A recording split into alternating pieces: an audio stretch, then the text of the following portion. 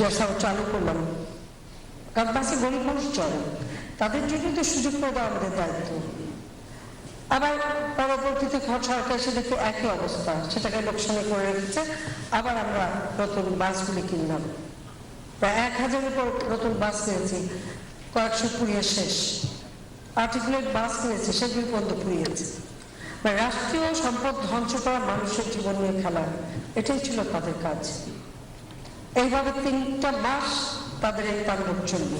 শুধু 2015 কেন, 2013 এবং 2014-তে একই কাজ তারা করেছে।